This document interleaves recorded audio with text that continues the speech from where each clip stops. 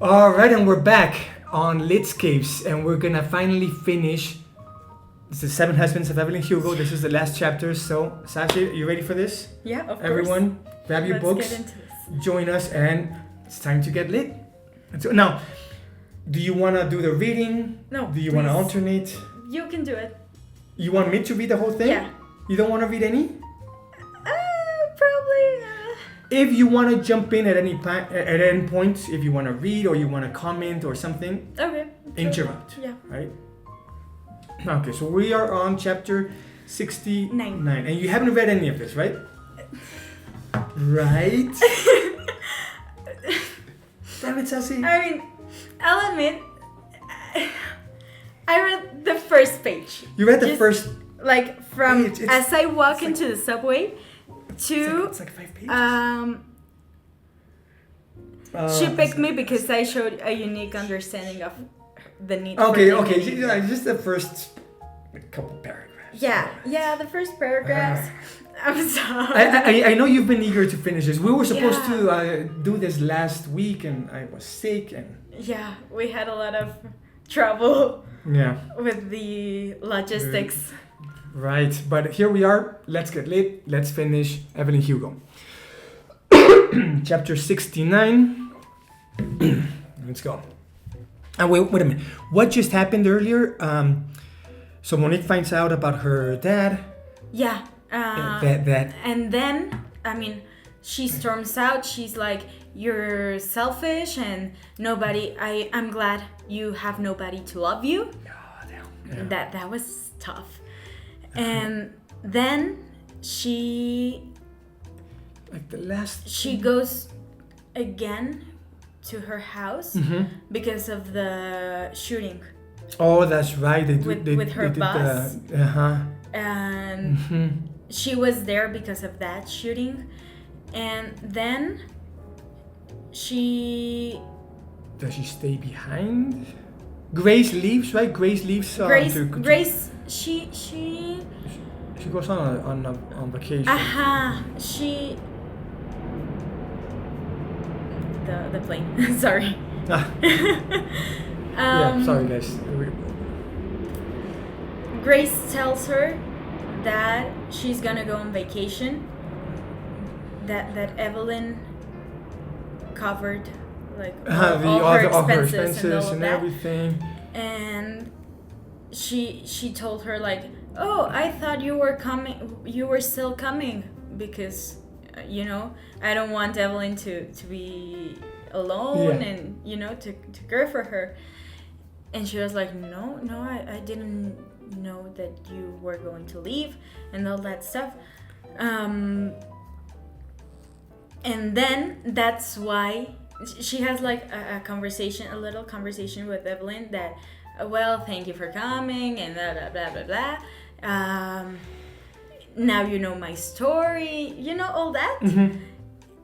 And Evelyn says, Monique narrates this, that Evelyn said that in a way that she was saying goodbye, like we're not gonna see each other again.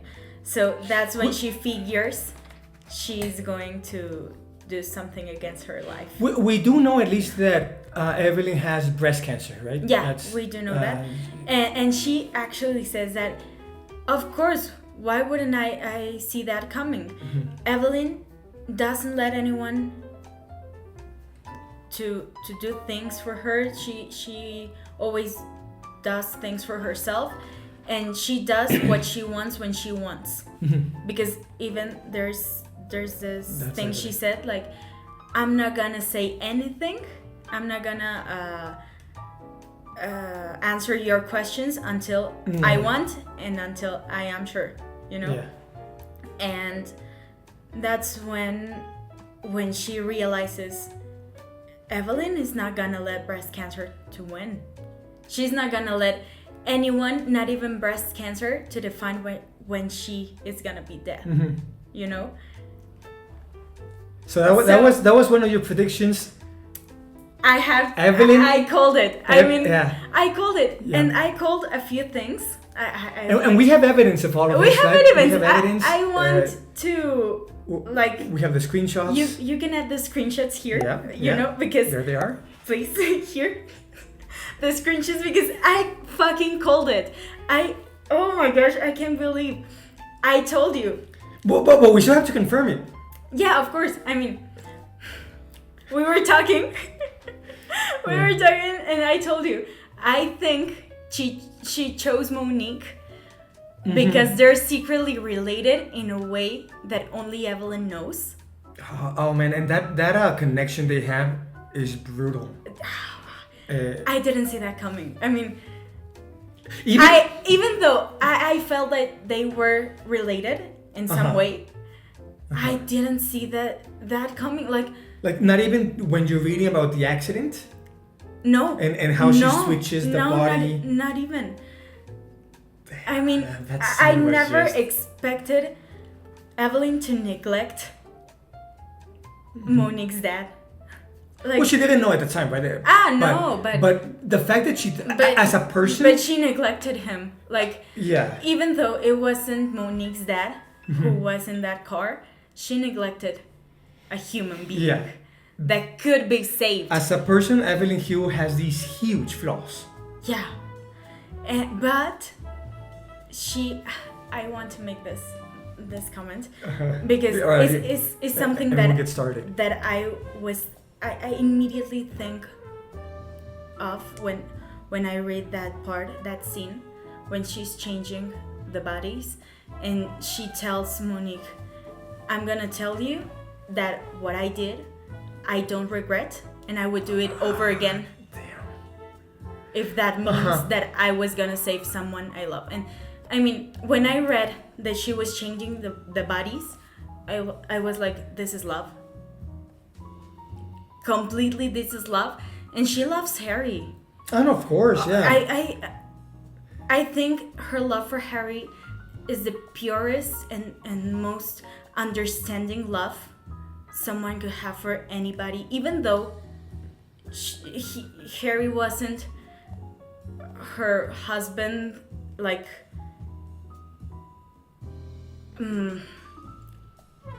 I mean they were married. Yeah, legally, but, and they did sleep together. Yeah, but they didn't love each other like romantically. It was all platonic. But they were like soulmates. Yeah, I totally think that. I even think that the love that Evelyn felt for Harry and Harry felt for Evelyn was purest and was I'm not gonna say better, just purest and yeah, it was purest than the love that Evelyn had for Celia and Celia which was had romantic. for Evelyn, which was romantic.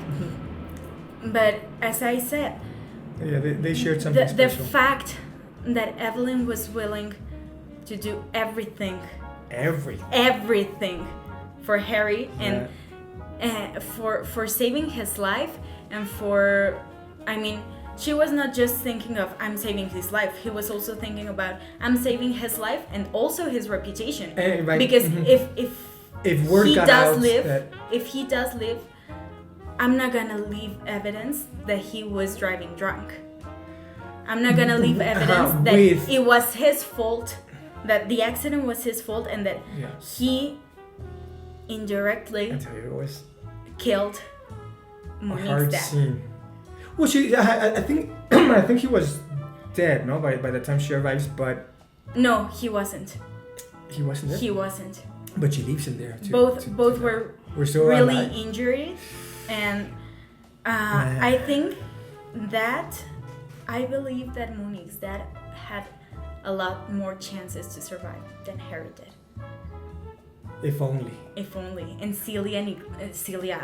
Evelyn neglected him because she loved Harry. She purely loved Harry. Yeah, again, Harry is her soulmate, right? Yeah, totally.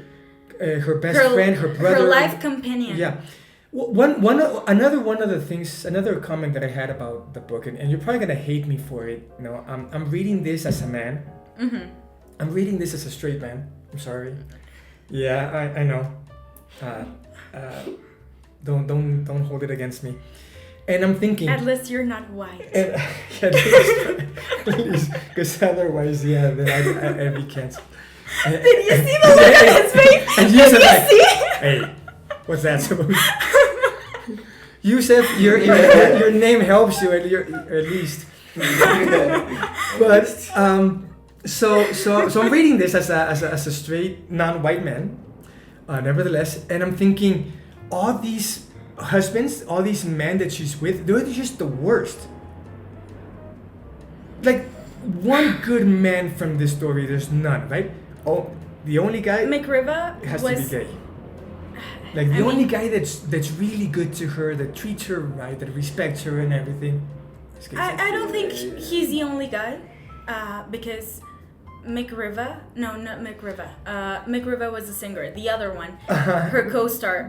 The one what was his name? The one she never sleeps with. Yeah. He was also. He was nice. agreeable. I'll tell you what his was name his right name? No, the agreeable one was Robert Jameson, who was the brother. Celia's brother. Celia. No, but no, he was nice also. he was also nice. A good man. And he was straight. They never slept together. They don't, huh? Well, as we're reading right now, they don't. I think it was McRiva. No, McRiva was the singer. McRiva was the singer. I think it was one before that. It's Don Adler. It's Don Adler. It's McRiva. Part 3. I think it was the 4th or 5th. Rex North. Rex North. Rex North was her co-star in a movie. Yeah. And they never sleep together.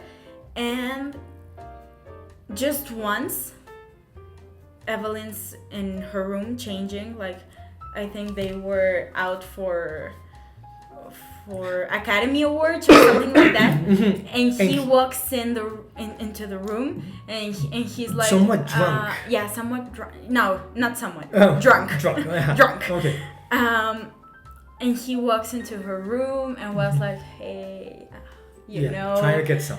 Please, you know you want you want this, but you haven't had like something in a while, and me neither. Maybe just once, and it doesn't have to mean something." And Evelyn gets, she gets tempted because she's like looking in the mirror, and he's like whispering with her back against his chest, and he's whispering, and he's like seducing her.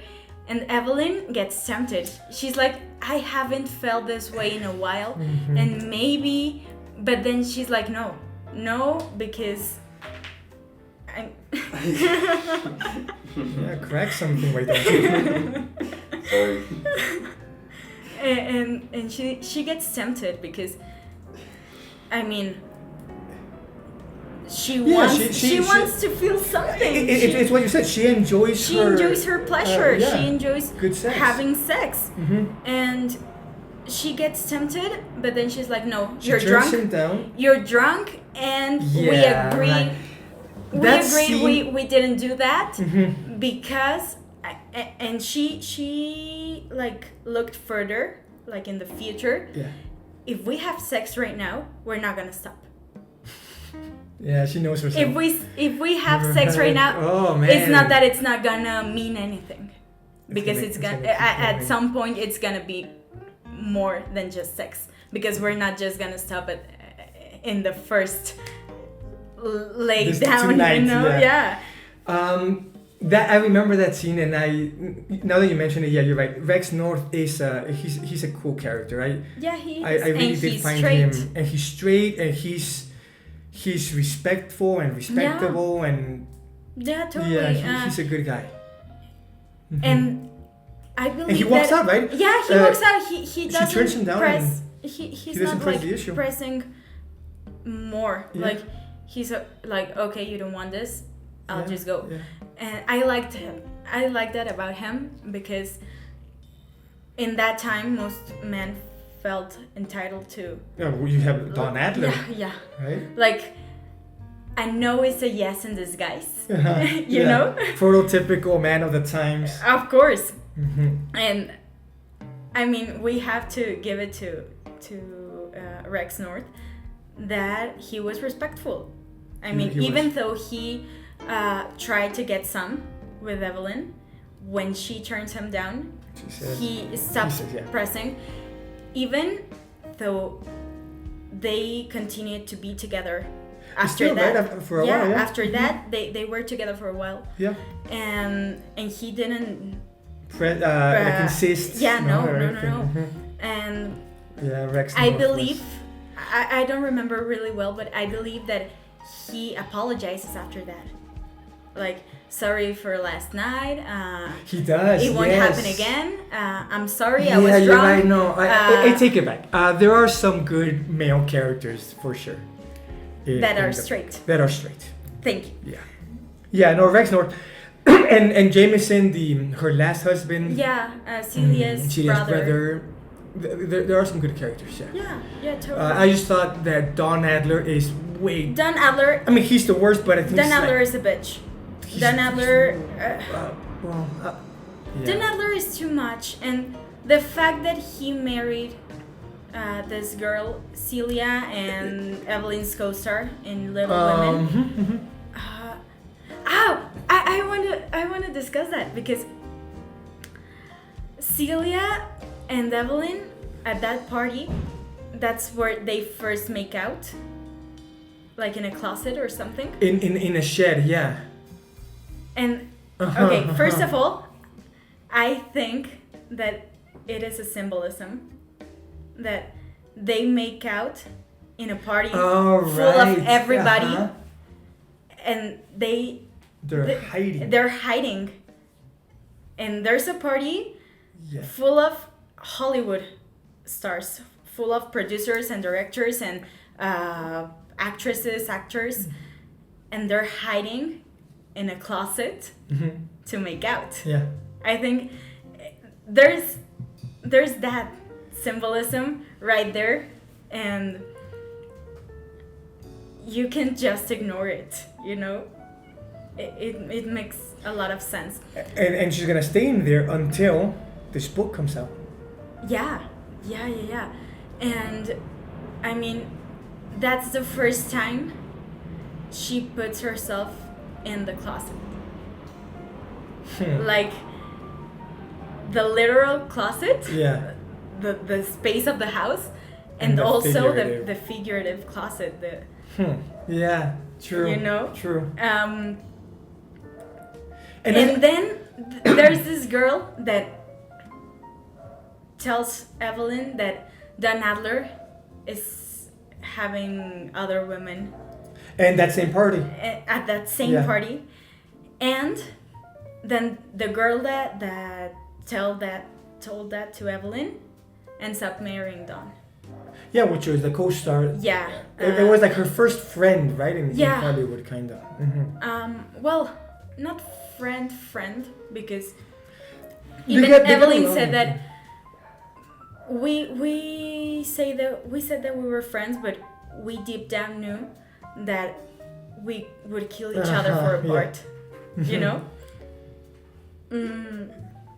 So yeah, it's not her friend, but you know, and ends up marrying Don Adler, and finds the truth. that, yeah. Finds out what he's really like. And then this girl and Evelyn have a call, and she says, "You could have just warned me."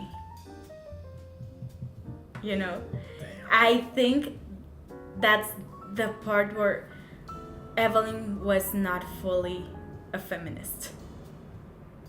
There's quite a few parts where but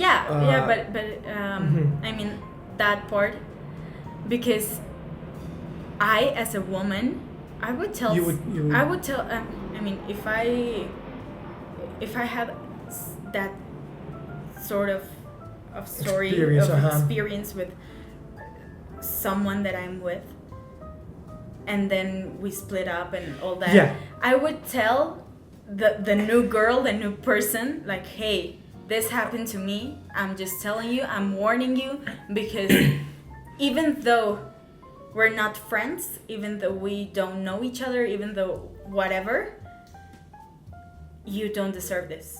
That's another thing that I think has changed a lot in the past. Totally. In the last, I don't want to say few years, maybe couple, maybe Decades? a decade. Yeah. I don't know if decades is too much, but yeah, Evelyn back then, no one would have said anything, right? Today, you get a Don Adler, and there's a lot more openness to denounce, right? Yeah, and right now there's a lot of sorority, like we girls support each other. And if I had a bad experience with this man, I'm gonna tell you.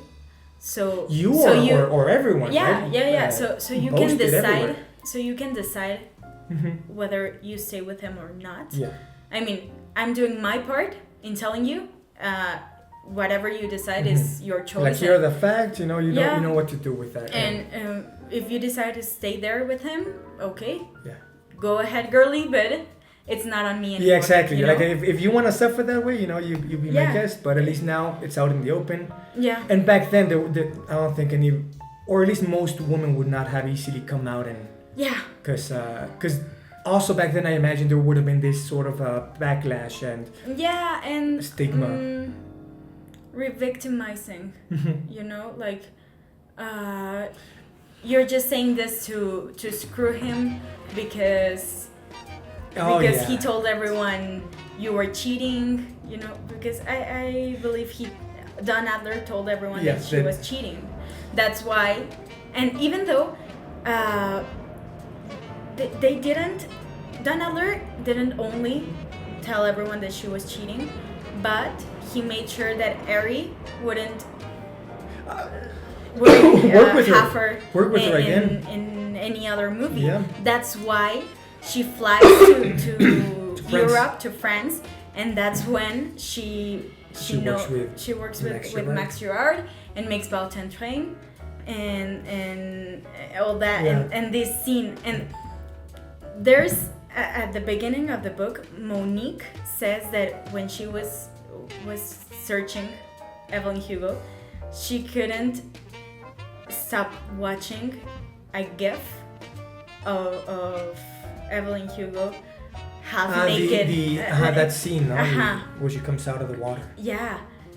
And I think Monique also has like falls in love with her somehow. Yeah, she falls in love with Evelyn Hugo, and then she makes like this bond with Evelyn. The person. The person, Evelyn. Not the actress Evelyn Hugo. Right. Evelyn, So. Well, let's see how it finishes. Yeah, please. One of my issues so far on this little Litscapes project has been time management. I'm sorry, guys, but the conversation has been really good. Yeah. This discussion is getting really good. Let's finish the book. Let's finally see what happens, and we'll talk about it. All right. Please. So here we go, guys. Finally, let's get lit. As I walk into the subway tunnel and through the turnstiles, I keep wondering if I should turn back. Should I knock on her door? Should I call 911? Should I stop her? I can walk right back up the subway steps. I can put one foot in front of the other and make my way back to Evelyn's and say, "Don't do this." I am capable of that. I just have to decide if I want to do it, if I should do it, if it's the right thing to do. She didn't pick me just because she felt she owed me. She picked me because of my right to die piece. She picked me because I showed a unique understanding of the need for dignity in death. Yeah, because you remember that Monique wrote a euthanasia piece. And Evelyn told her that I really like that you write here and your work. And that made me feel that you could really portray me as I am. Yeah. So you called it, no? And we showed the evidence that Evelyn was going to commit yeah, suicide. I called that Evelyn and Monique were secretly related in a way only Evelyn knew. And then I told you, like, I feel she's gonna commit suicide. Yeah. And when I was reading about that, precisely that piece that she mentions, that the article that she writes on euthanasia, I was thinking, this feels so random. Like, why would it be a euthanasia article? I don't think it is random. No, it's not. I mean, she just said it. No, but even though this wasn't the context, I think that is important because it was like it launched Monique into this magazine Vivant. Oh no, yeah, right. But what I'm saying is that the topics, the actual topic, the euthanasia, like I'm thinking the author, Jenkins Reid could have, given her an article on animal rights, on sports, on doping and cycling, whatever, right? Totally. And I'm thinking euthanasia feels kind of random. Well, now that I'm reading this, she picked me because I showed a unique understanding of the need for dignity in death. As now it all makes sense. Like, this is why, this is the relevance that her euthanasia article had. Yeah. For Evelyn. Not just, as you said, not just this connection with her dad, but also because Evelyn was planning to commit. Yeah. All right. So let's see. Let's continue. She picked me because she believes I can see the need for mercy, even when what constitutes mercy is hard to swallow. She picked me because she trusts me. And I get the feeling she trusts me now. My train comes thundering into the station. I need to get on it and meet my mother at the airport. The doors open. The crowds flow out. The crowds flow in. A teenage boy with a backpack shoulders me out of the way. I do not set foot in the subway car. The train dings. Sorry, my call just... Oh, don't worry. Turned off. Okay, the train dings, the doors close, the station empties, and I stand there, frozen. If you think someone is going to take her own life, don't you try to stop her? Don't you call the cops? Don't you break down walls to find her? I have my own ideas about this. If she wants to, I mean, if she wants to, be my guest. But, I mean, for me, if it was Evelyn, if I knew Evelyn and I was in the position of Monique, it was, girl, be my guest. You already lived your life and do what you want to do. But if it was something I care about and I love, I would not let them take their life. Really? Totally. Like, I mean... We have another huge debate here. Like, I can stop somebody from feeling... She's terminally ill. I mean, yeah. In that case, okay. But, I mean, I feel really... I have mixed feelings with this because if I knew somebody I love, not Evelyn, like, whatever Evelyn, but if I knew somebody I loved was planning on committing suicide, trigger warning. No, but it's I like it's different. I'm putting myself in your place a little bit and thinking of your friends, people, someone close to you. Yeah, maybe you would stop them, but in the case of Evelyn, even if it's someone you love, Evelyn, she's old, she's lived her life, she's terminally ill. You wanna go through with it. But I think about, I don't know, my grandma. Yeah. My grandma, she's not old. To? She's not old. She's 67. Okay, she's not old. She's not old. She's not terminally ill. But if she were if she were, I mean, in that case, I know I would suffer a lot. But I would rather for me to suffer than she suffers, But if it was my sister... Yeah, but it's a little bit different, no? My sister she's very young. No, but like in the future, my sister, an adult, if it was my sister that's 8 years younger than me, I would do. I would move. I guess that changes everything. Yeah. Sea, earth, water, everything to stop her from doing that, because I mean, I love her. Yeah. And both are my family. Both I love them both. But I get why my grandma would want to do that. But my sister, my younger sister, it would be. All right, then going back to different. Evelyn Hugo, do you think she has good reasons? Yeah, I do think she has good reasons, and I also think that she is stubborn. Oh yeah, And that's mild. she's stubborn, if it's not an understatement. Yeah. And she's not letting cancer define Oh yeah. her death. Her death, her life, nothing. I think she's better off with Evelyn Hugo commits suicide headlines than Evelyn Hugo dies from breast cancer headlines. For sure. Let's see. Let's get through this. Come on, we're eager. Yeah. And people out there my are gosh. waiting for us to finish this book. I know Yusuf is growing restless. Like, we're almost done. He's Yusuf, getting bored. Just Listen, just hanging there. he's getting bored listening to us talking about Evelyn Hugo. We just spoiled the whole book for you. I know you were dying But to I read listened to him talking about Warhammer, so he has to shut up and listen. All right, yeah, it's only a fair exchange. All right. The station starts to fill again, slowly.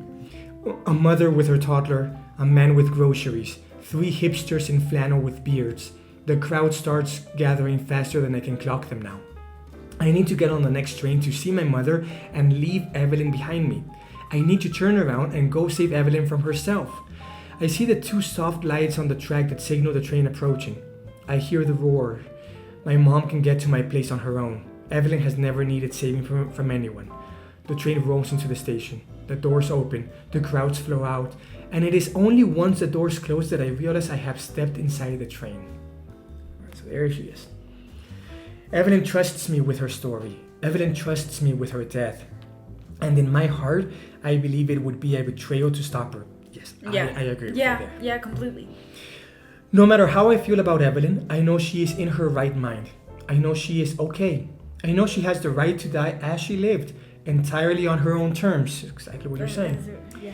Leaving nothing to fate or to chance, but instead holding the power of it all in her own hands. I grab the cold metal pole in front of me. I sway with the speed of the car. I change trains. I get onto the air train. It is only once I am standing at the arrivals gate and see my mother waving at me that I realize I have been nearly catatonic for an hour.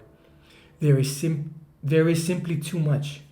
My father, David, the book David, her ex-husband, the book Evelyn. And the moment my mother is close enough to touch, I put my arms around her and sink into her shoulders. I cry. The tears that come out of me feel as if they were decades in the making. It feels as if some old version of me is leaking out, letting go, saying goodbye in the effort of making room for a new me. One that is stronger and somehow both more cynical about people and also more optimistic about my place in the world. Oh, honey, my mom says, dropping her bag off her shoulder, letting it fall wherever it falls, paying no attention to the people who need to get around us. She holds me tightly, with both arms rubbing my back. That's love. It's one of the. This is one of the moments of the book I say that's love. Yeah. You know, as I said when Evelyn was changing Harry's body with, you know, this is love. Mm-hmm. This is a way to show the people you love that you love them. I don't care where my back lands. I don't care about the people around us. I care about you, and I care that I'm seeing you and that you're crying. Why are you crying? Like, you know? Unconditional support. Totally. Yeah. This is love. This is, there are these few instances. I'm thinking also of I just thought of a scene where we see what I would have thought of real love. and I just lost it. It'll come to me. Sure. Yeah. Anyhow, let's continue. I feel no pressure to. Hold on. It just came back. It just came back. Finally, I got it. Self-love. Self-love when Monique, when Monique ends things with David, her ex-husband. Because part of me was thinking like, yeah, get back together and make it work. And then when what she says to him and the way she says it and this process of self-discovery that she's had with, because you know Evelyn, from the very beginning, I think Evelyn is this mentor. Not just a mentor, but it's like a divider in her life, in her history, in her character development. Total watershed. Before she meets Evelyn, she's like, she's insecure, I don't deserve and, this, and I want David back, and I'm nothing without him. I should have gone to San Francisco, and you know. And then she meets Evelyn, and she's enlightened by her, by the way she acts, by the way she treats herself. That I deserve this. I worked right. She's emboldened. I worked hard for this, and I have the right to claim it. You know, that's Evelyn, and that attitude of hers makes Monique like more empowered. You know, makes her believe more in herself. And that's self-love right there, no? When she tells David, you know what, thank you for everything, whatever, but it's not gonna work, and this is me telling you. Because even at the beginning, when she first started to go interview Evelyn, she comes back to her house and she's like, oh, you know, I was really into Evelyn's story that I forgot mine, and it felt right to forget about David and my story. She completely forgets about David for a while, right? Yeah. She at the beginning, she went with her hoping to forget about David. So. And then instead of forgetting him, she finally like overcomes him, right? Yeah, she finally knows what she wants and knows that gives herself her place. and knows that even though she loved him in some way, she's not heartbroken. She's, as Evelyn said, she's down because her marriage didn't work out, not just because the love was not there anymore. You know. And when she understands that, I feel that's when she lets herself forget about David and get over David. So let's let's carry on. So much here to explore. I feel no pressure to stop crying. I feel no pressure to stop crying. I feel no need to explain myself. You don't have to make yourself okay for a good mother. A good mother makes herself okay for you. That's love. And my mother has always been a good mother, a great mother. When I am done, I pull away. I wipe my eyes. There are people passing us on the left and the right, business women with briefcases, families with backpacks. Some of them stare, but I'm used to people staring at my mother and me. Even in the melting pot that is New York City, there are still many people who don't expect a mother and daughter to look as we look. What is it, honey? My mom asks. I don't even know where to start, I say. She grabs my hand. How about I forego trying to prove to you that I understand the subway system and we hail a cab? I laugh and nod, drying the edges of my eyes. By the time we are in the back seat of a stale taxi, clips of the morning news cycle repeating over and over on the console, I have gathered myself enough to breathe easily. So tell me, she says, what's on your mind? Do I tell her what I know? Oh, that's... Oh my gosh, that's do I fight tell her against what yourself. I know? Do I tell her that the woman that is loved, that everyone loves, and that the woman I've been interviewing for the last few and who's gonna weeks, make me and who's gonna make me a billionaire? not killed him, but neglected him. Left him out to die. My father, your husband. It's really And hard. not just that, because I don't think the mother knew about her husband like having an affair your with a man. husband. Was I mean, your husband was not only killed, left to die by Evelyn Hugo. He was also gay and having an affair with Evelyn Hugo's husband. You know? Yeah. Like, how do you address that? And the plot thickens. How do you address it? Is it even necessary? Does the mother need to know? Yeah. I think that most of the time, not most of the time, but sometimes living in a lie can bring you peace. Not knowing something is not entirely bad. Sometimes ignorance is bliss. Yeah, ignorance sometimes is better, you know, because it would change the whole view she had of her husband. Yeah. Yeah, in this case, I think Monique is good for her that she knows now.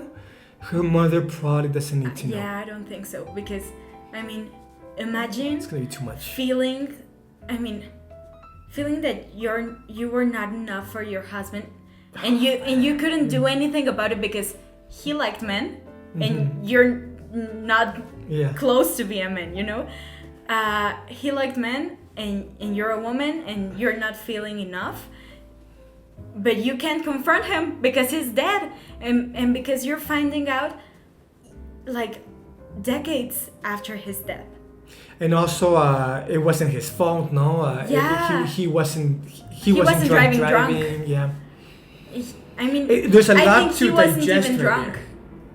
That I don't remember if. I think he wasn't even drunk. Harry was the one he was definitely drunk. Yeah, he had been drinking because of the letter. Yeah, where Monique's father says, I'm not leaving my family, I'm not leaving my wife for you. Yeah, because I love you, but I love my family. Yeah. Even though I don't love my wife like I love you, that's really hard. Again, that's why you don't. Yeah, you probably don't mention it. Even though I don't love my wife like I love you, I love her and I respect her, and I thank her and owe her my happiness, because my happiness is my family. Which kind of parallels what Evelyn has with Harry and with her daughter, Connor. Yeah, totally, Connor. Well, let's see. Completely. Let's see if she did. Oh man, if she tells her, I'm gonna lose it right now. Yeah. I don't think she needs to know. She doesn't need to know. Yeah. Do I tell her what I know? Do I tell her that the heartbreaking thing we've always believed, that my father died driving drunk, so maybe he was drunk, isn't true? Am I going to exchange that transgression for another, that he was having an affair with a man when his life ended? David and I are officially getting divorced, I say. I'm so sorry, sweetheart, she says. I know that had to be hard. I can't burden her with what I suspect about Evelyn. Thank you. Yeah. And I miss Dad, I say. Do you miss Dad? Oh God, she says, every day. Was he a good husband? She seems caught off guard. He was a great husband, yes, she says. Why do you ask? I don't know. I guess I just realized that I don't know very much about your relationship. What was he like with you? She's like asking too much. She starts smiling. Oh my God, no!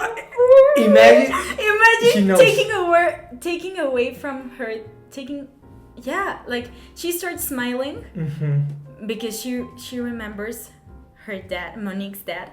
Yeah, her husband. Yeah, with love, with happiness. Imagine taking that away from her. No. Yeah, but imagine that she suspected all along about the affair. Maybe. That would be a really nice goal. Maybe she did suspect, but didn't say anything. What I don't think she knows is that the accident was Harry's fault. Yeah. At least that. At least that's only a thing that Evelyn knew, and now Monique. And the guy, the driver. Oh yeah, the driver who was forgotten. Anyhow, she starts smiling as if she's trying to stop herself, but simply can't. Oh, he was very romantic. He used to buy me chocolates every single year on the 3rd of May. 3rd of May? 3rd of May here, isn't that Day of the Cross or something here? I don't know. No idea. I'm not Catholic. Oh, it says here. I thought your anniversary was in September. It was, she says, laughing. He just always spoiled me on the 3rd of May for some reason. Maybe it has something to do with Harry. With Harry. Like, that was Harry and his anniversary. Like, his anniversary with Harry. I don't know. I imagine that if we were to reread the book, we were going to find 3rd of May somewhere in there. Probably, you know? Yeah. He just always spoiled me on the 3rd of May for some reason. He said there weren't enough official holidays to celebrate me. He said he needed to make one up just for me. That's really cute, I say. I think, if I have to guess, I think it was his anniversary with Harry. And he gave her chocolates and all that stuff. To... Like wash the guilt? Yeah. Wash the guilt, and also like... symbolic. I'm giving you this as if I was married to Harry, and as if I had Harry with me instead of you, and that's really. That's why don't tell her. Horrible. Don't tell her. That's horrible. That's really cute, I say. Our driver pulls out onto the highway, and he used to write the most beautiful love letters. She says, really lovely, with poems in them about how pretty he thought I was. Which was silly because I was never pretty. Of course you were, I say. I get where Monique gets her insecurity. Yeah. If she was never thought self-love, she can't she has self-love. Yeah. You know? But now that's how she has Evelyn. Oh, yeah. Of course you were, I say. No, she says, her voice matter of fact. I wasn't really. But boy, did he make me feel like I was Miss America. I laugh. It sounds like a pretty passionate marriage, I say. My mom is quiet. Then she says, no, patting my hand. I don't know if I would say passionate. We just really liked each other. Just like Evelyn and Harry. Just like Evelyn and Harry, yeah. It was almost as if when I met him, I met this other side of myself. Someone, yeah, like Evelyn and Harry. Like Evelyn and Harry, yeah.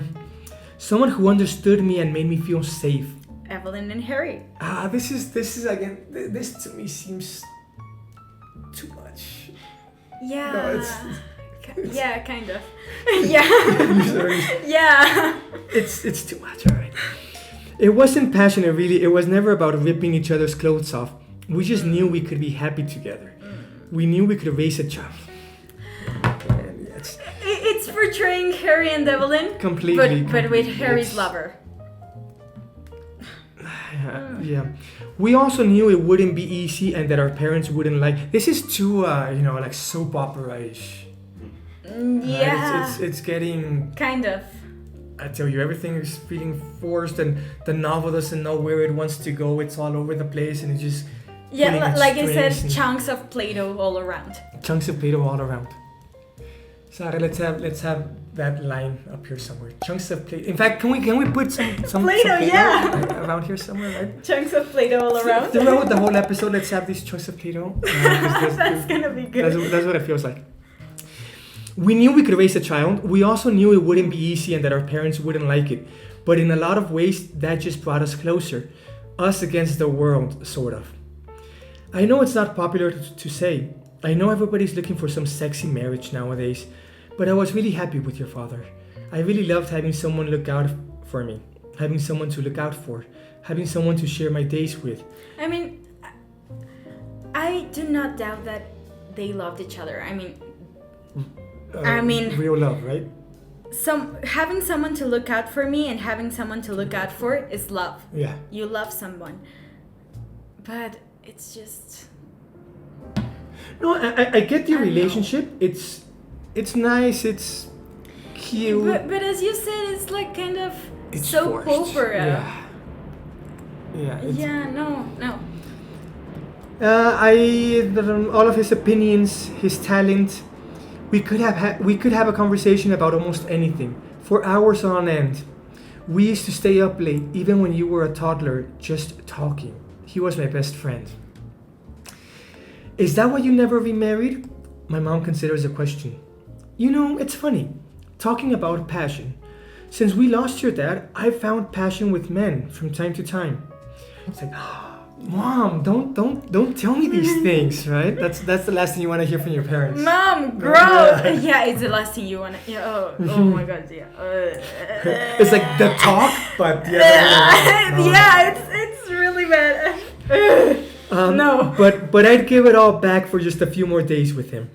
For just one more late night talk. Passion never mattered very much to me. But that type of intimacy that we had, that was what I cherished. Maybe one day I would tell her what I know. Don't, Monique. Mm-mm. Maybe I never will. Good idea. You should do that. Yeah. Maybe I'll put it in Evelyn's biography. She would have to. She would have to, but without mentioning that the man was his dad. Or maybe if if the mother passes away, then everything goes.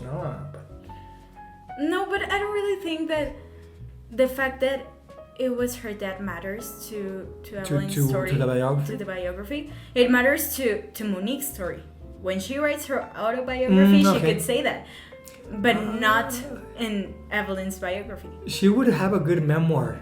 No? Yeah. Like my story with Evelyn Hugo writing her biography. Yeah. Actually, there's this. I don't think it's a chapter, but a chunk of the story. Mm-hmm. Evelyn and me. Evelyn and I. Something. Yeah. You know. From at the beginning. No, at the end. Like after this. After this? Yeah. Well, you're getting ahead of yourself. Okay. We're gonna get there. Is that what you maybe you'll put it in Evelyn's biography, or perhaps I'll tell Evelyn's side of it without ever revealing who was sitting in the passenger seat of that car. Yeah. Okay, totally. So mention it, don't identify the victim. Maybe I'll leave that part out completely. No, I don't think I don't think that's something she would have to do, because it's important for Evelyn's story and for people to understand the kind of love she had for Harry. Yeah, but also the kind of bitch that Evelyn. Oh yeah, of course. Could be. And because you don't do that.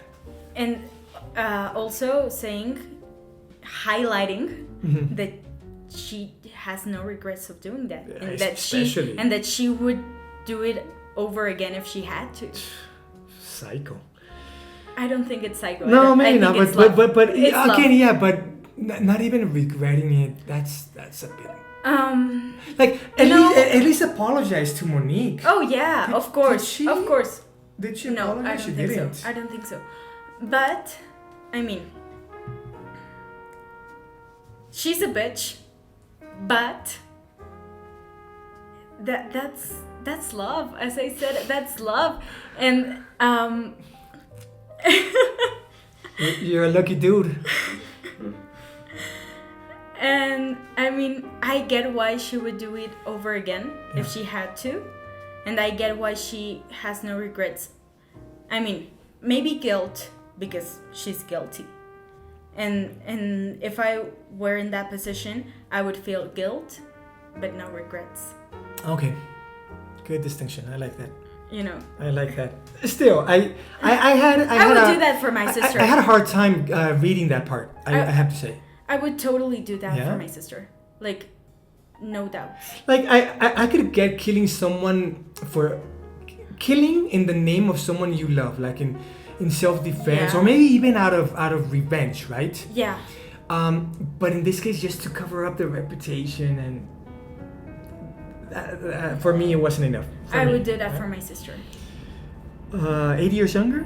8 years. Yeah. Are we gonna get here in high school anytime? Yeah. She's going to be here for middle school. Middle school. Yeah.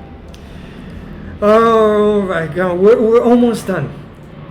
Maybe I'll leave that part out completely. I think I'd be willing to lie about Evelyn's life to protect my mother. I think That's I'd be love. I think I'd be willing to omit the truth from public knowledge in the interest of the happiness and sanity of a person I love dearly. I don't know what I'm going to do. I just know that I will be guided by what I believe to be best for my mother. And if it comes at the expense of honesty, if it takes a small chunk out of my integrity, I'm okay with that. Perfectly, stunningly okay. I think I was just very fortunate to find a companion like your father, my mom says. To find that kind of soulmate. Right? I don't doubt they were soulmates. Like Harry and like Evelyn. Harry and Evelyn, more than, well, I think they were more soulmates than Celia and Evelyn. Completely, Celia, yeah. When you dig just the tiniest bit beneath the surface, everyone's love life is original and interesting and nuanced and defies any easy definition. And maybe one day I'll find someone I love the way Evelyn loved Celia. Or maybe I might just find someone I love the way my parents loved each other. Knowing to look for it, knowing there are all different types of great loves out there, is enough for me for now. There's still much I don't know about my father. Maybe he was gay. Well, maybe he saw himself as straight but in love with one man. Maybe he was bisexual. I have an opinion about it. Straight, but in love with one man. I don't think that's possible. And not just in love with one man, which I think is talking about platonic love, and maybe that's one thing. But sexually in love with one man, I don't think that's possible. I mean, no. But maybe you can like be straight and just be in love with one person of your same gender. I don't think that's possible.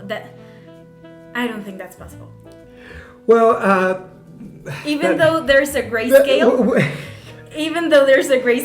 I don't think we're is gonna a need part a of whole this other grayscale. episode for a debate on this. But yeah, I agree. It's like, dude, come on. Yeah. If anything, bisexual like Evelyn, maybe. Yeah. But we'll see. Maybe he saw himself as straight but in love with one man. Maybe he was bisexual, or a host of other words. But it really doesn't matter. That's the thing. He loved me, and he loved my mom, and nothing I could learn about him now changes that. Any of it. The driver drops us off in front of my stoop, and I grab my mother's bag. The two of us head inside. My mom offers to make me her famous corn chowder for dinner, but seeing that I have almost nothing in the refrigerator, agrees that ordering pizza might be best. When the food comes, she asks if I want to watch an Evelyn Hugo movie, and I almost laugh before realizing she's serious. I've had the itch to watch All For Us ever since you told me you were interviewing her, my mom says. All For Us was the one with It won her an Academy Award. It was the one with Don Adler, the one in New York? I don't think so. I think I have to check. I don't know if it was the one with Don Adler or it was the one with the other husband. Rex North? I'm not sure. I don't know, I say, not wanting to have anything to do with Evelyn, but also hoping that my mom will talk me into it, because I know that on some level, I'm not yet ready to truly say goodbye. Come on, she says. For me. The movie starts, and I marvel at how dynamic Evelyn is on screen, how it is impossible to look at anything but her when she's there. After a few minutes, I feel the pressing urge to get up and put on my shoes and knock down her door and talk her out of it. But I repress it. I let her be. I respect her wishes. I close my eyes and fall asleep to the sound of Evelyn's voice. Then we get a paragraph break. I don't know if you get that. Yeah. I don't know when exactly it happens. I suspect I made sense of things when I was dreaming. But when I wake up in the morning, I realize that even though it is too early yet, I will one day forgive her. Because she tells her that she would never forgive her. Yeah. Mm-hmm. She's like, I will never forgive you, and I'm glad you have no one that loves you. something. Yeah, like she that. obviously her first reaction is gonna be. Yeah, of course. You've got 5% butter. Oh, we gotta hurry. Thank Oh you, my God. Yusuf. Actually, we can. We're almost done. Okay, so that's that. I'm guessing that's the end of the story. We'll see. Now we I don't think so. Now we get an article from the New York Tribune. How's it going? That's alright. Still recording. Well, just bobbed and The 5%. Just let me know, please. Headline: Evelyn Hugo, legendary film siren, has died, by Priya Amrit. This is in March 26, 2017. Within You know, something like 2018. the You know. Yeah, you had mentioned it. this angle is already. Dead. Yeah, we're. Well, Damn that. This is gonna be going on for 2 hours. Sassy, Oh my gosh. what the hell? How much time do we? It should have been like 1 hour. Oh my gosh. Yeah, I know. We're gonna have to split this episode in two. Oh my gosh. Sorry. No, it's great. This is good stuff. Yeah, great conversation, great discussion. But we're almost done, Yusuf. Don't worry. If anything, look, maybe you can disconnect that underneath that table to your right. Right, there is a cable there for the phone. Right, if you can reconnect it to these cables down here. No, yeah, just the USB.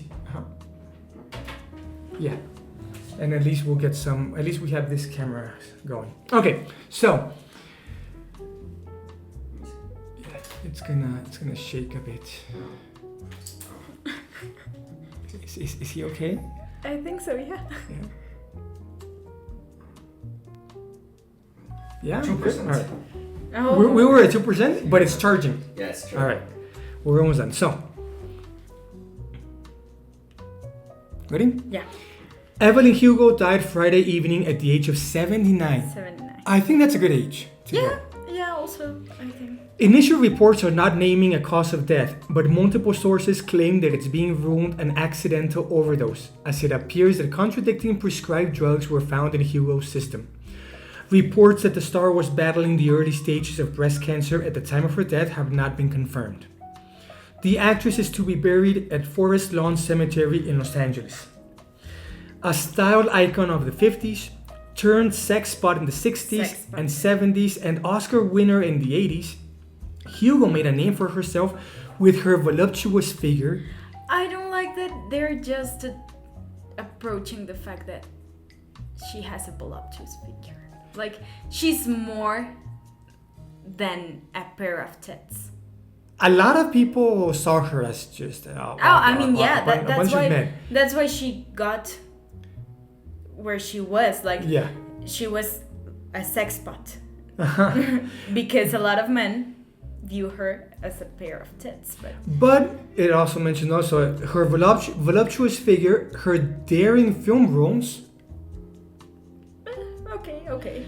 and her tumultuous love life, which That's why the book is the seven Seven husbands. Husbands of Evelyn Hugo. She was married 7 times and outlived all of her husbands. Do we ever find out if the last one, Jameson, dies? Don't remember. I think Celia's so. Yeah. husband. Yeah. Celia's husband. Celia's brother. Celia's brother. After retiring from acting, Hugo donated a great deal of time and money to organizations such as battered women's shelters, LGBTQ+ communities, and cancer research. It was just recently announced that Christie's has taken in 12 of her most famous gowns to auction off for her American Breast Cancer Foundation. That auction, already sure to raise millions, will now, no doubt, see soaring bids. It comes as little surprise that Hugo's will has bequeathed the majority of her estate, save for generous gifts to those who worked for her, to charity. The largest recipient appears to be GLAAD. What did they ever mention it? No. GLAAD? Don't remember. Generous gifts for those who worked for her. Grace. Grace. Her all expenses paid. Grace, vacation. Luisa. I don't know if Luisa's still around. Luisa, I think she said that She's got a pretty old as well. yeah. Maybe her children, because I know Luisa had children. Yeah. Mhm. Had children and the husband also. And a husband. I've been given so much in this life, Hugo said last year in a speech to the Human Rights Campaign, but I've had to fight tooth and nail for it. If I can one day leave this world a little bit safer and a little bit easier for those who come after me, well, that just makes it all worth it. Okay. And now the article Vivant. Oh from my gosh, Vivant. Right. Ah, that's Evelyn and me. It's Evelyn and me. So it's Evelyn and me, June 2017. By Monique Rent. This is like gonna be her sort of memoir piece, her personal. Yeah, I think so. I don't know if this is the ending. I'm gonna skip ahead just to see if it's the ending, and yeah, this is gonna be it. This is it. Oh my gosh. This is it. Evelyn and Me, June 2017, by Monique Rent. You ready? Yeah. Are you ready? Yes. Yusef, are you ready? Yeah. Let's do this. When Evelyn Hugo, legendary actress, producer, and philanthropist, died earlier this year, she and I were in the process of writing her memoirs. To say that spending the last couple of weeks of Evelyn's life with her was an honor would be both an understatement and, to be frank, somewhat misleading. Evelyn was a very complex woman, and my time with her was just as complicated as her image, her life, and her legend. To this day, I wrestle with who Evelyn was and the impact she had on me. Some days I find myself convinced that I admire her more than anyone I've ever met, and others. Yeah, Other days. and other days, she needed a proofreader. I think of her as a liar and a cheat. Yeah, which she was, Shakira but is, I mean, okay. I think Evelyn would be rather content with that, actually. She was no longer interested in pure adoration or salacious scandal. Her primary focus was on the truth. Having gone over our transcripts hundreds of times, having replayed every moment of our days together in my head, I think it's fair to say that I might just know Evelyn even better than I know myself. And I know that what Evelyn would want to review in these pages, along with the stunning photos taken just hours before her death, is one very surprising but beautifully true thing. And that is this. Evelyn Hugo was bisexual and spent the majority of her life madly in love with fellow actress Celia St. James. I'm not liking this. Me neither. Why? Because I think that she should have kept that for the book. Yeah. Exactly. It's what Evelyn wanted, no? Yeah. Evelyn wanted to come out with a book with her biography. Mm-hmm. And Monique outed her before. Yeah. This is June 2017, and she dies in March, just a month before. Yeah. Yeah. So she's been dead for like a couple of weeks, let's say. Yeah. A couple of weeks. So the book is obviously Yeah, no. not even in the first draft. Yeah, no. So yeah, she should have left it for the book. Oh well. But then again, also remember that Monique. I think Monique left Vivant the exclusive that was for her. Because she's also one of the editors now. Remember that she? Like chief or something. I love that scene. Me with, too. Me too. What was the name of her boss? Frankie. Frankie. How she doesn't blackmail her way to the top. That was what I was going to say. I don't think it was blackmail, but somehow. Somehow, yeah. I love that scene. So yeah, she outs Evelyn. Before Evelyn wanted to come out, and not in the way Evelyn wanted. In a magazine article that's not even the best magazine out there. Yeah. Right? Yeah. I think. No, I don't think anything. No. Let's finish this and see what we think. She wanted you to know this because she loved Celia in a way that was in turns breathtaking and heartbreaking. She wanted you to know this because loving Celia St. James was perhaps her greatest political act. She wanted you to know this because over the course of her life, she became aware of her responsibility to others in the LGBTQ plus community to be visible, to be seen. Yes, thank you. That's what visible means. Yeah. But more than anything, she wanted you to know this because it was the very core of herself, the most honest and real thing about her. And at the end of her life, she was finally ready to be real. So I'm going to show you the real Evelyn. What follows is an excerpt from my forthcoming biography, The 7 Husbands of Evelyn Hugo, to be published next year. What? Next year. Exactly, next year. So I like this sort of teaser with the book. Yeah, like I'm giving you something like to peek. Then again, she doesn't need it. No. There's no like, way that... You see in a bookstore Evelyn Hugo and you immediately purchase it. Mm-hmm. Or even if you know that there's a book that's going to come out, you don't need to... You look forward to it. Yeah, you don't need to be convinced that you have to read it. No? Yeah, no. And especially with that news, that Evelyn died. That Evelyn was bisexual. Yeah, you did not need to mention that. But I do like the title though, for the biography, The 7 Husbands of Evelyn Hugo. I think makes for a good... Because it was not Evelyn Hugo autobiography, you know? Yeah. A life. Yeah. The 7 Husbands of Evelyn Hugo. Yeah. And maybe as a subtitle, right? And one lover. And one true love. And one true love. And the mysterious love. And behind the curtains love, you know? Under the sheets. Under the sheets. In the closet. All right, guys, we have just a few more lines. I have settled on that title because I once asked her if she was embarrassed about having been married so many times.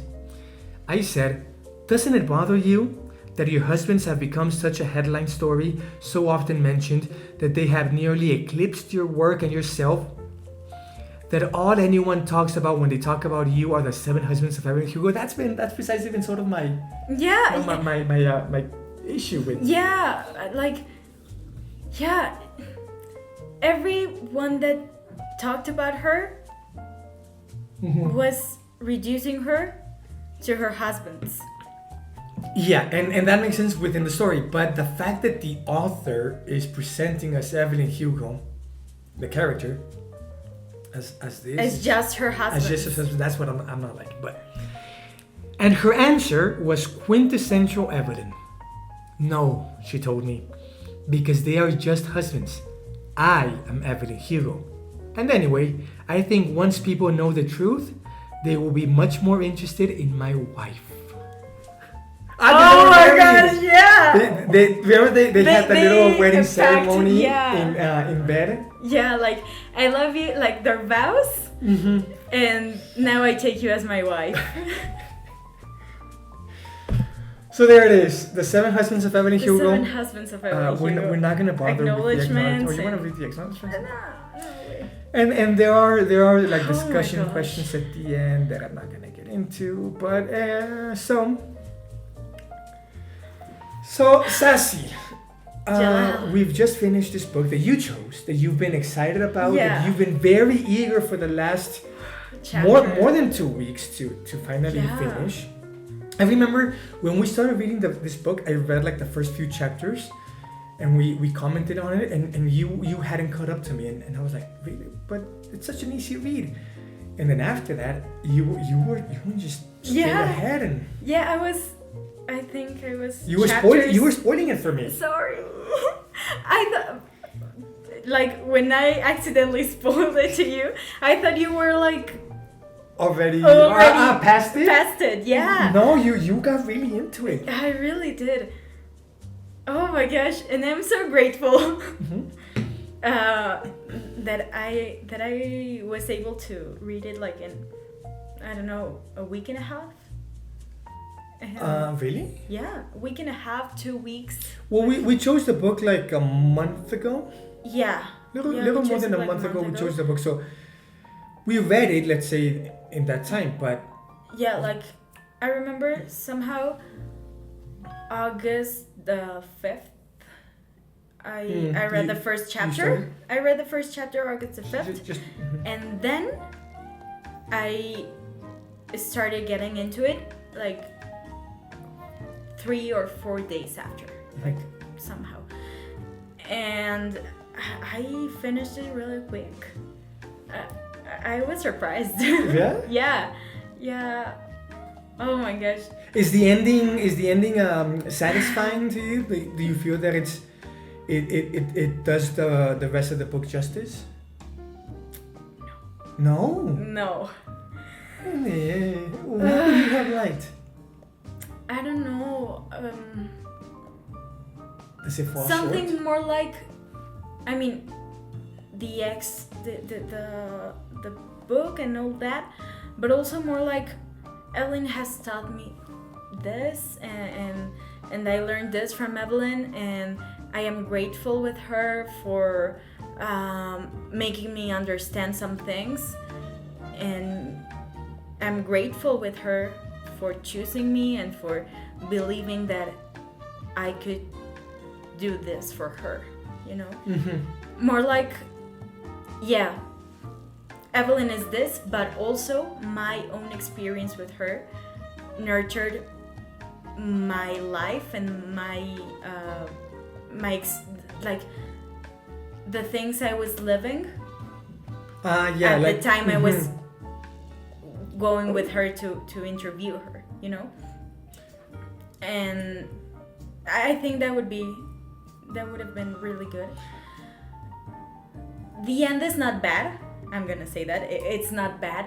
I would have just liked Monique to mention that Evelyn was a teacher, and it was,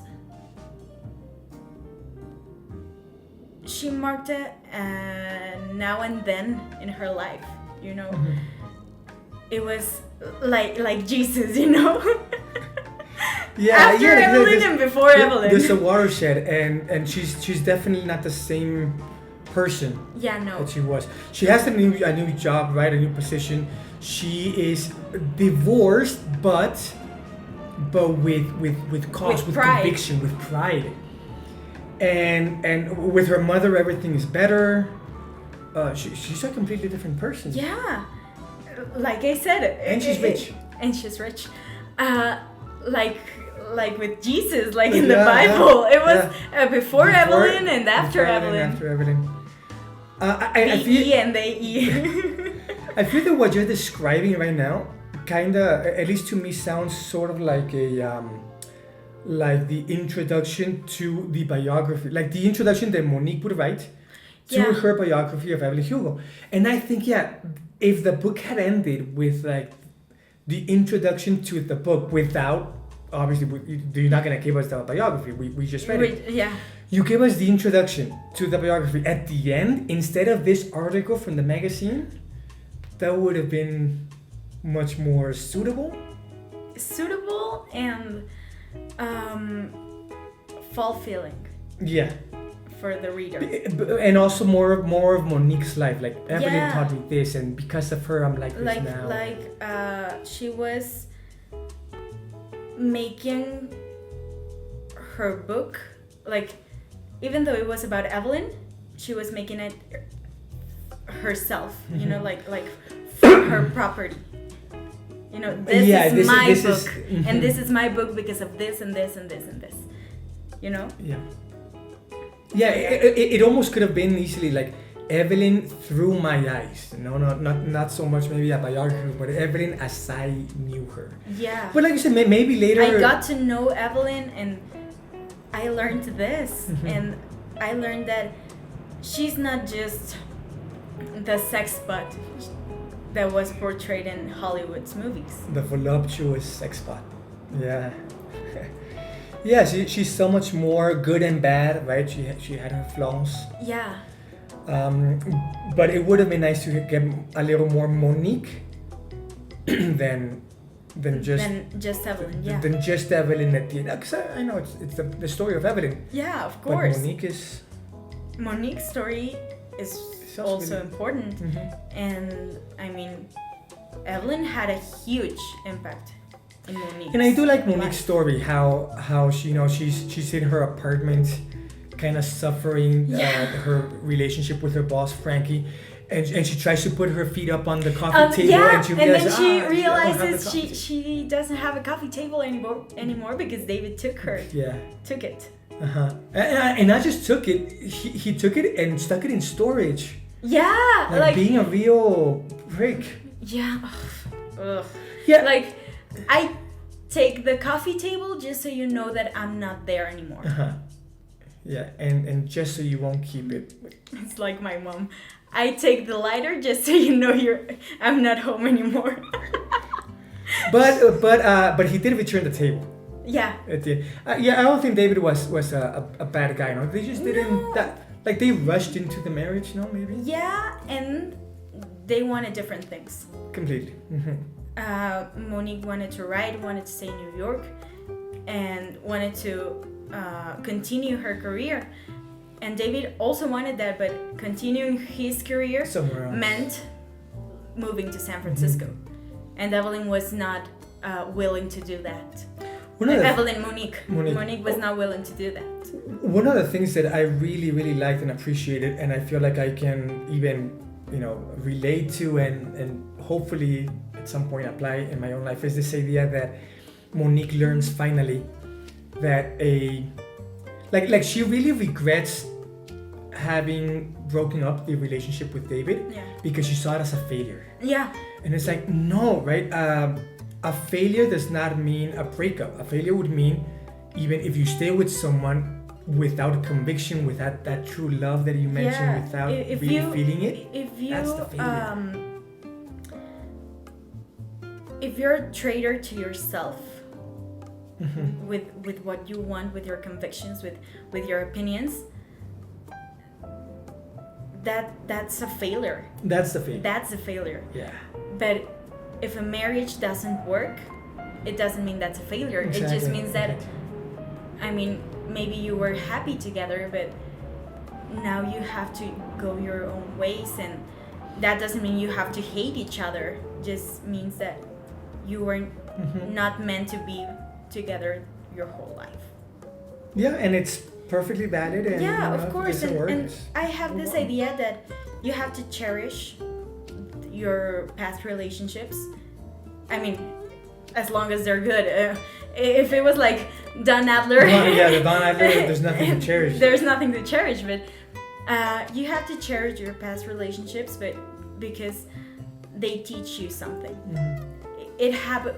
Whatever that happened for a reason, and makes you the person you're now. Yeah. And teach you lessons. And thanks to those relationships, thanks to those people, you are who you are right now. And you know what you know now about yourself, and it's part of who you are, and there's no reason to hate somebody that made you nothing but good in that time. Maybe right now they're not in your life anymore, and that's okay. That's fine. They help shape you. They help shape you, and somehow. You have to be grateful for them to be in your life, with them for being in your life, because as I said, this makes you the person you are right now, and not just relationships, but everything else in your life. What happens, I think, whatever you go through, and the people that are in your life for a reason, and sometimes that reason is stay in your life forever, but sometimes it's not. And it teaches you a lesson, and you learn something from it, good or bad. You learn something from it. So that there's the lesson learned from Evelyn Hugo. Okay, so very quickly, rating out of 5 stars. Oh my gosh! I know you really liked it. I really liked it. You sped through it. Yeah, I'm gonna give it 4.5. 4.5, which yes, that's pretty good. Yeah. That's pretty good. 4.5, and you recommend it, right? Yeah, Everyone totally. out there watching, read Evelyn Hugo. It's a really light reading. It's catchy, like really, really catchy. And you find yourself wanting to know more about not just Evelyn, but also Monique. So yeah, it's a really good book. It's a really good and light reading. So yeah. All right. I'm gonna go with a 3. 3. Okay, that's fair. It's really I enjoyed it. I really did. I thought the story was good. I have to admit I've enjoyed this discussion a lot more than the actual reading. okay. The prose, like the style, somewhat just kind of bored me. Not bored me, but it tired me out a little bit. It wore me out. Sometimes I like to read fiction in particular that there's something to the style, to the language, to the diction. And this, yeah, like Zazi says, it's very light. It's an easy read. You know, you're not gonna have trouble getting through it. But also that's part of why it's so enjoyable. You're not gonna break your head over this. You know, it's a book for. And you're not gonna break your head with this, but also you're not gonna. O sea. Yeah. O sea. Yeah. Well, this is. Can't help it. Yeah. You're not gonna break your head, but also it's going to trigger a lot of thoughts. Yeah. And will make you think more philosophically sometimes. Or well, at least that's what. You had that experience. Yeah, I had. Yeah, I wouldn't say maybe philosophically, but definitely in one of the main points, one of the strong points of the book is it opens up conversations. It allows precisely for this type of totally. debate. You know, and there's a bunch here to discuss, not just the LGBTQ plus, but there's so much. Yeah, right? the race and domestic violence, nature of love. I think that love is one of the most important topics in here, because it's not just romantic love like with Celia, but as I said, platonic love with Harry. With Harry, he was her soulmate, and it was completely platonic, but they loved each other, and they had a child together. So.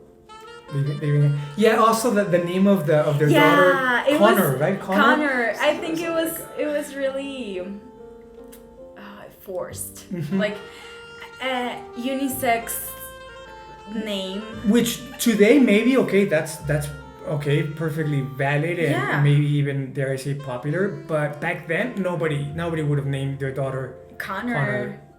Yeah, I didn't like the name. Okay, so it was too much. But something like Daisy, or I don't know, but something cute. Cute, yeah, right? Flowery. Yeah. Did Celia have children? No. No, right? No, she didn't. Well, anyhow, so this was meant for a typical last chapter episode, 1 hour. I think we've split this into 2. Which is gonna be fun. I've never tried doing that. If you're watching this, hopefully you are. This is gonna be the second part, and I think that's gonna be maybe a good switch going forward with the Litscapes episodes, doing these in 2 parts, so the discussion is really worthwhile. Yeah, so you don't have to cut something. Like a lot of things. We're not cutting. Ideally, we're not going to be cutting anything from here. I don't think so. We'll see what the producer eventually says, what Sara decides.